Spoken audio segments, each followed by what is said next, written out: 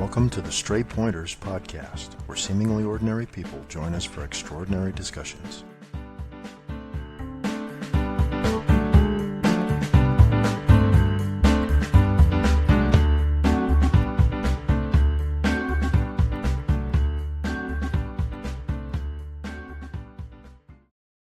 You're listening to Season 2, Episode 18 of the Stray Pointers podcast. This episode was recorded on November 11th, 2024. I'm your host, Jim Lawless. For more information about the show, including the show notes for this episode, please visit straypointers.com. Joining the show tonight is Retrocomputing enthusiast Niels Haedecke. Niels, welcome to the show. Jim, thanks. It's nice to be here. Niels, you arrived on my radar via Mastodon. I noticed the Wintermute BBS. You were posting about BBS. I'm a big time BBS enthusiast. When I saw your posts, I dug a little more, and I found an interest in other elements of retrocomputing, or what people would call retrocomputing. You've got a BBS running on an RC2014 Z-80 based retrocomputer. You've got an interest in the fourth programming language and a definite interest in BBS software. So I thought it would be good to get you on the show, and let's talk about these things. Okay. Yes, I am also a BBS enthusiast ever since I logged on to one in the early 1990s from an Atari ST computer. And I got immediately hooked. It was a German system. It was a multi-user system. And it just amazed me that you could interact via chat with people. There was a huge public domain software base that you couldn't download stuff. There was a lot of technical advice if you knew how to ask the right questions. And it really struck me that something like this was available through the telephone line. We heard of this, we saw the War Games movie and all the hacking stuff, but doing the real thing for the first time, it really opened up. It amazed me, it really flashed me. So what prompted you to buy? I mean, the modems in the day didn't come with the computers, so you would have had to have at least had some idea that this was out there to go out and spend some money on a modem and try this out. What prompted you to go out and get a modem? Well, at that time, in the early 90s, before there were a lot of restrictions in Germany, you could only buy licensed modems that were slow and very, very expensive because you have to rent them on a monthly basis for an extraordinary price. It was ridiculous. And at that time, in 1991, 1992, when I started to get online with a modem, they loosened these restrictions. So you could buy import modems, and you could use these. So this is where I saved my pocket money on, actually. And I bought a 2400 BPS modem, and that was when I started to get online. And you had, in the magazines, you had lists, monthly lists of numbers you could dial. And so I just worked my way through that. Now, were these all in America? A lot of teenagers ran up phone bills calling, from one state to another, long distance and things like that. Did you have something similar in Germany? Oh yeah, and we even had that on a regional area, because even inside your own town, you had to pay, I think, about 30 Pfennig, which was, let's say, 30 cents per time unit, which was about 5 minutes. Okay. They didn't do that until 1980, but then some wise guy came up with the idea hey, we can make more money if we just put in those time slots. And so this happens. And it was way more expensive than it was in some American cities where local phone calls cost nothing or were very, very cheap.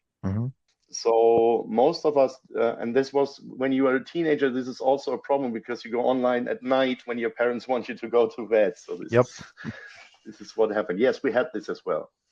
Now, was the ST your first computer? No, my first computer was a VIC-20, which was the family computer my parents bought for Christmas Eve 1984. Now, at that time, most kids on the street unpacked the Commodore 64, and I was there with a VIC-20. So I immediately learned the meaning of the word upgrade. My older brother was not very amused about that. But eventually I thought, it's a computer no matter what. And just look what you can do with it. And I was absolutely new to this. I knew that you could do something with it. And then I started reading the manual and teaching myself as a 13-year-old basic. Now, did you get into electronics as well?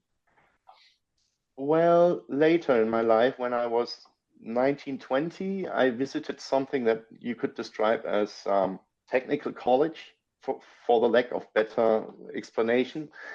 And it was focused on doing electronics and digital technology, learning how to program. You got to learn assembly, you got to learn Unix and stuff like that. If they would prepare you for technical jobs or another educational path into computer sciences. So I picked up these classes, and that was where I learned electronics and digital technology. But that was when I was a bit older. When I was a teenager, I didn't have the mindset to actually understand what was going on. What was the first programming language you learned where you felt you could really accomplish something?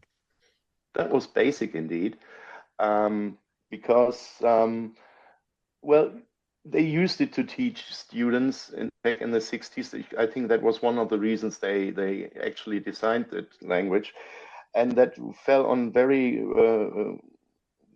crucious ground with me. And so I started writing, the small program. It was a VIC-20 unexpanded. I only had 3.5 kilobyte of RAM, so you Right. can't do a lot of that. Right. But I learned how to modify the characters so that you can have the characters represent some kind of small pixel graph if you wanted, so which taught me something about how the system actually works. I wrote a small, how do you say, file effects system, but it was tape-based, so it wouldn't actually make any bigger sense because you had to load all the records sequentially from tape. But this is what I did, learning input, output, the basic things that these computers could do at the time. Back to the BBS days, did you ever run your own BBS?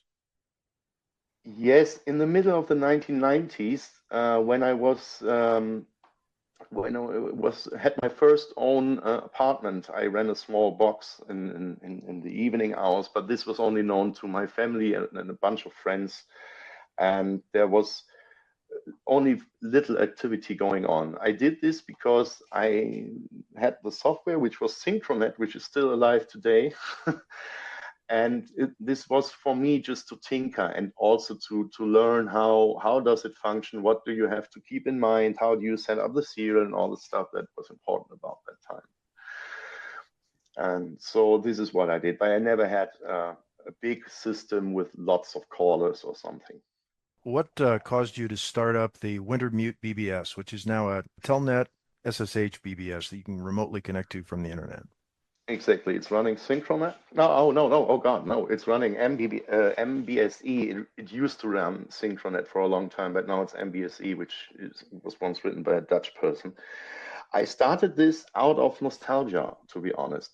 I'm not so much a person who wants to just at some time started collecting retro stuff. I used to keep the machines and just grew with them, and then came the next piece of hardware.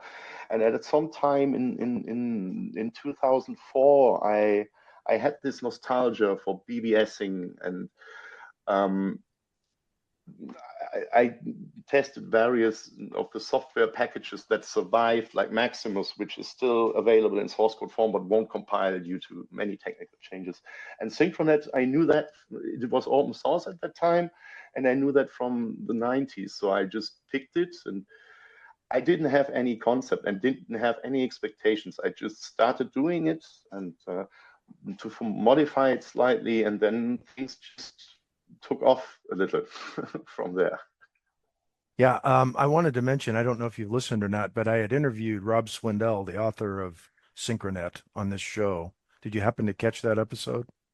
Yes, yeah, I catch that episode. I listened to it when you contacted me, and I felt very honored to be on the same show as Rob Swindell, because he did a very good piece of work there. And when he was on your show, what he told about the development process and how he came to BBSing and everything, that was very interesting. Yeah, he's still at it too.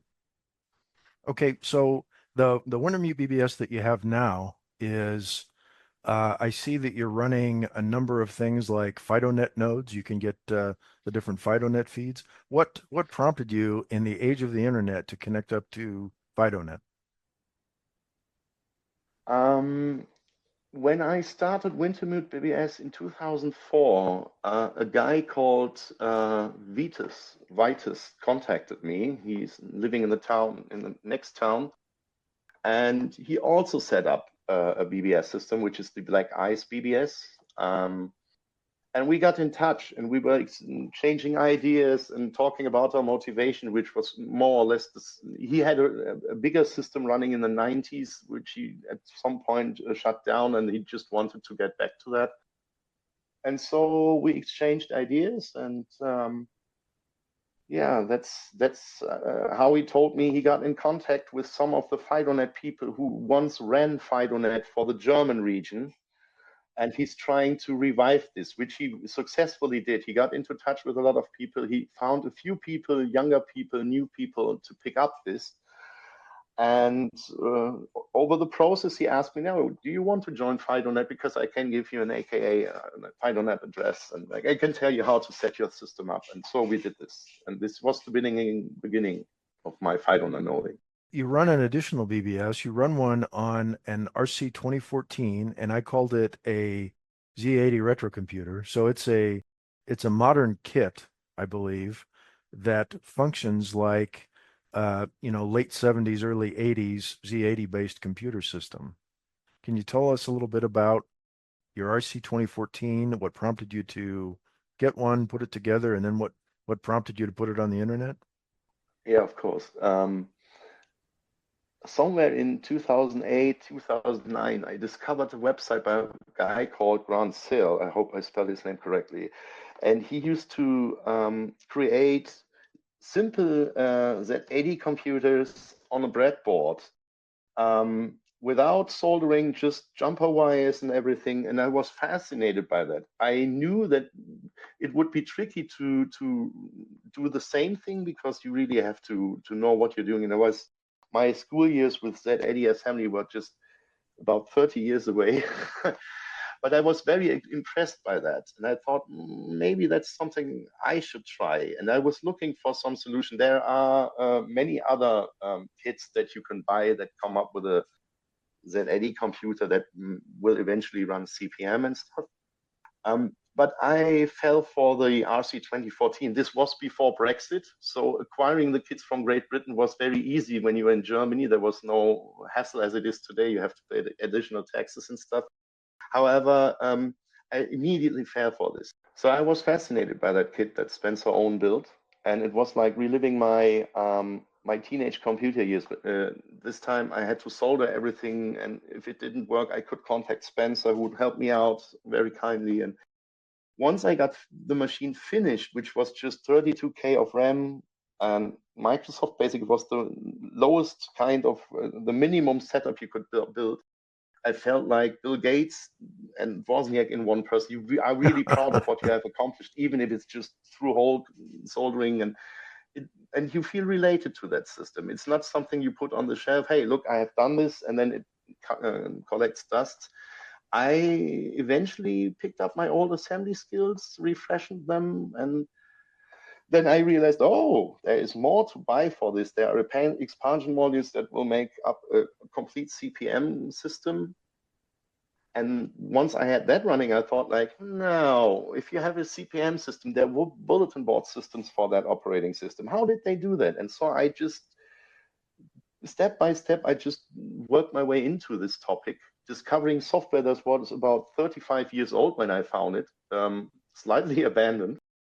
And there was no documentation for that. You had to read the assembly code for some of the tools to understand how they worked in order to get them configured for your hardware setup. And this is how I started off.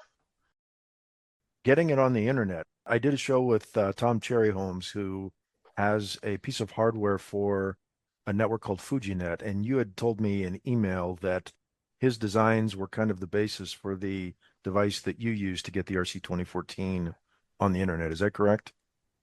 No, he's working on the FujiNet, which is an impressive device on its own. Mm-hmm. But what I'm using is just an ESP what is it, 8266 or something like this. Okay. And one of those ESP controls, and I use Bo Zimmerman's Xi modem firmware. Oh, I'm sorry. I confused the two. No problem. And this works quite well. And you may know you can use this with almost all computers from that era that have some sort of serial connection available.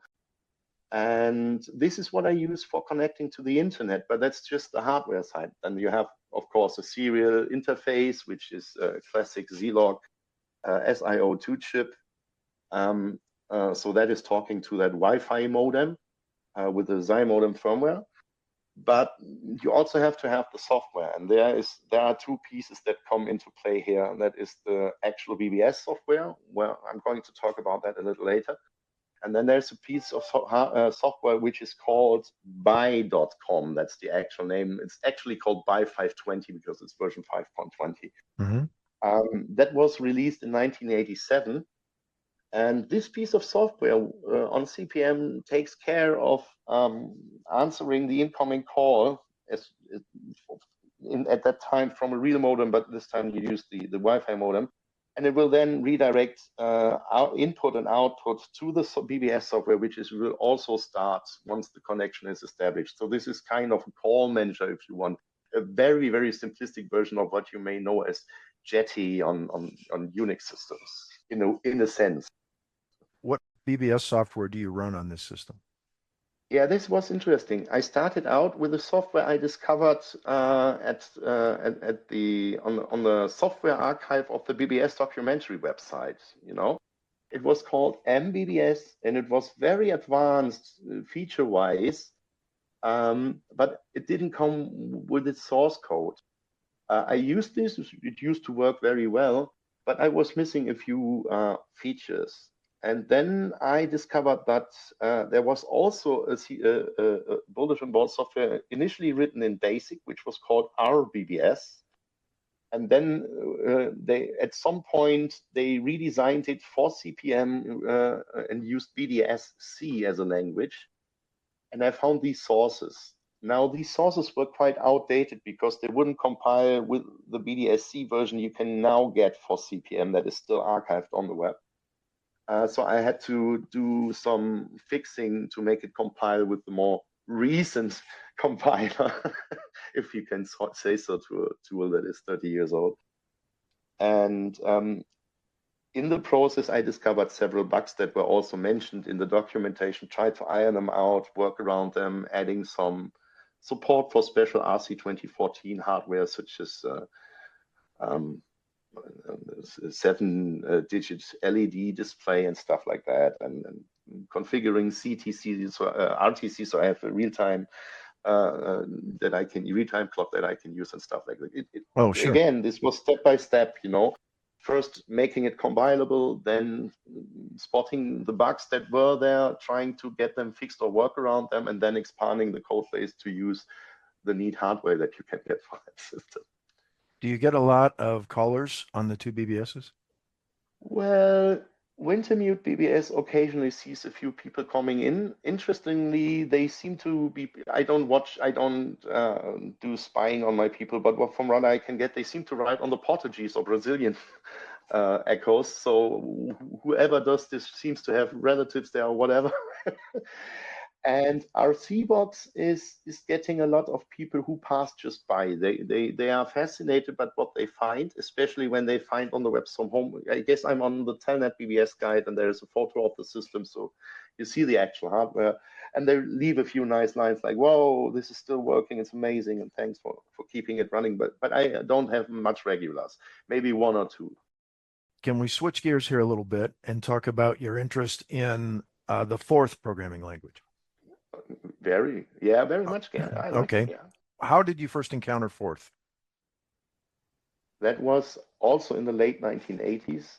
Maybe I was 14 or 15 years old, and there has been a magazine in Germany, a Commodore 64 magazine. At that time, I had a Commodore 64, and there was a small homebrew Forth compiler / interpreter. It was more of an interpreter, actually. It was written in BASIC. It was damn slow, but it came with a 1.5-page article that very briefly introduced the fourth language, and then said, just go ahead and try out what you can do with it. And that fascinated me. So I went to the public library, got Leo Brody's standard book on Forth, programming Forth. I read it through, but as I said, if you want to program in Forth, you better have some knowledge about the hardware. And if you want to have that, it's usually best to also know a little assembly language before you continue. I didn't have that background at the time. So some of the concepts that are totally common in Forth just didn't get to my mind, because in BASIC you have convenience functions that would just take some of that stuff off your shoulders. And so I didn't get very far, aside from small programs that would just, guessing numbers or something like that. But and then I moved on. I learned Pascal, C, and that was the road I went. But my interest in Forth and that fascination for that weird stack language that used postfix notation never vanished. And so I always tried to keep up to date, tried to find a connection to that language. And then with RC2014, all of a sudden, it just clicked. There's also another machine that I built. It's made up of decent 74 ICs. Yeah, the logic ICs. The whole CPU is made of logic chips. It's called My4th, minor My4th. It's made by a German, and it's being programmed in Forth. It follows the Forth 2012 standard. And when I had that machine, which I just bought 3 years ago, until 3 years ago, I had to learn Forth. I wanted to understand it. All of a sudden, it clicked. All the things that I just didn't get into my head just clicked. But I also say that this just happened because for ever since I started working with RC2014, I also refreshed my assembly skills, and so everything fell in place. This is what happened. And so after about 30 plus years, I eventually understood how to use Forth for some productive doing. And then it exploded. I wrote several device drivers for I2C devices.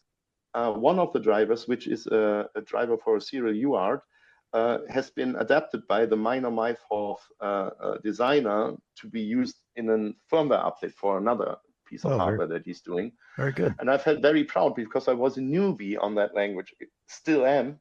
But all of a sudden, I could see that with all the skills I gathered over the decades with other language, I could put something together and make it work. And people would say, hey, that's useful, I can use it. And that's the biggest reward you can get when you do something. Now, do you prefer to use Forth, or are there certain types of work that you prefer Forth for over, say, C? Now, right now, I'm still head over here, so maybe I'm a little bit biased when it comes to answering that That's question. fair. At the moment, I love it. I'm on CPM. I'm using the X4th, which is a nice language, but there are many others that are also very fine. On Linux, of course, you have G4th. So whenever I have some little tinkering to do or have an idea, I first try to do it in Forth. But there are, of course, certain situations where you just prefer the tool that you're familiar with for a longer time. So C is another language that I'm very familiar with, that I like to use. I'm not a master of Python, but I know my way around Python. So sometimes for some solutions, I use that. But when it comes to retrocomputing, even on the C64, I really like to use Forth for its performance, the direct access to the hardware. Yet you have some convenience functions like loops and inputs that you can use without having to write long strings of assembly code before something basic works. What have you written for the C64 in Forth? For the C64, I have only written a small demo that shows how to use sprites. I use Durex Forth, which sounds funny, but that's the crew that is programming it. They call themselves Durex. I think they're from Scandinavia. And I use one screen, just one C64 screen is the code that actually loads the sprites. I did them in a sprite editor and just have a binary blob that I load to some address. But it's a very compact demo of how you can do this in Forth, which amazes me. I have done more coding for the minor My4th when it comes to drivers. And I've written a fairly comprehensive video driver for the RC2014 VDP, the TMS video module. So this is stuff that I'm working on. A few sensors and an LCD display, these Hitachi LCD displays that are quite common. If you connect them over I2C, I wrote a driver for that. And these drivers from the My4th, thanks to the 4th 2012 standard, are portable. I could use them on the X4th on the RC2014 with almost no changes. Wow, great. Yeah, this is very nice. What's on the horizon for your retro computing hobby in the next couple of years? What do you see yourself doing? Ooh, right now, I'm jumping projects a little bit. I always do this. It's a habit, but it keeps me motivated. I have started, oh, should I say this here? Yeah, I can say this. I've started some research coding, as I call it, to implement the functionality that RC BBS, which is the name I gave our BBS with my modifications, it's a fork. All that functionality to adapt that to 4th, to migrate that to 4th in a small program. I'm currently writing some message-based code. If you know the CPM file system, and you have, if you want to write byte accurate, you have to do some tinkering and tricks because you only can write 128 byte blocks, and I don't want to spend empty bytes that I could use for messaging and stuff like this. So I'm working on this, which is also exercising just some of my skills and teaching me stuff and basic principles. But that's in the far distant future. I also have a little snake game in the making that is in its final stages that will run on the TMS video module, and that will be written using my own TMS video driver. So I try to make use of what I actually come up with and use that as a basis for the next project. So these are some of the things that are in the pipeline. But I know myself very well. Maybe at some point I've got another crazy idea, and then I just start the next rabbit hole that I'm diving into. Great. But I will keep delivering interesting stuff to whoever is interested. I have no doubt. Is there anything we didn't cover that we should have talked about? No, I don't think so. Okay. Well, Niels, thank you for being on the show. It was great hearing your stories. Thank you for having me, and goodbye. Thank you, everyone, for listening. Let's do this again soon.